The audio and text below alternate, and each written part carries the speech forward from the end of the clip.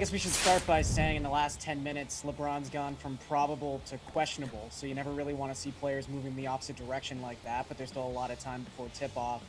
However, even if he does play, I just don't think this is all that great a spot, especially considering some of the other star power we have on this slate. I mean, I'll never say LeBron's not viable on a slate, but when you've got Stephen Curry and Nikola Jokic and Julius Randle, just to name a few guys who I'd rather be spending money on, I don't think I'm going to fit LeBron to that many builds. And it's really just for the reasons that we all sort of worried about during the offseason, having him play next to a ball-dominant point guard like Russell Westbrook. His usage rate right now at 28.1% is the lowest it's been since his sophomore season.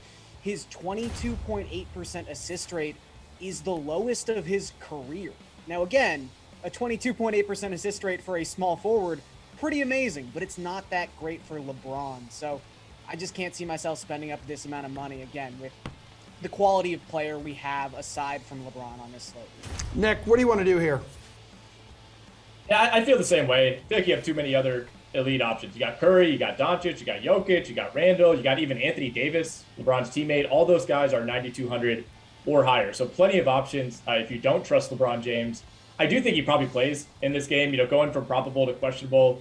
We've seen LeBron do this. I think he was questionable for an entire season, 2 seasons ago. He's always been one to kind of play up these minor injuries and make it seem like he's pushing through something that ultimately maybe isn't all that serious. So I do expect him to play, but that is something you have to factor in that, if he's playing at 90% and you're already worried that maybe he isn't looking quite like himself, especially as a distributor, like Garion said, there are just too many other options on this slate. There are only 5 games, but plenty of elite guys to pivot to. Ryan, you want him? You want the king in your lineup?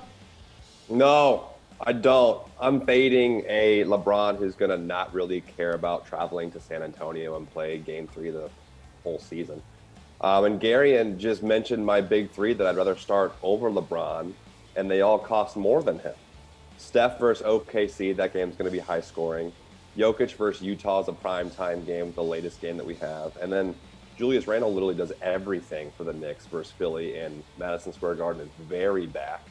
So I'd rather play all 3 of those guys over a banged up LeBron.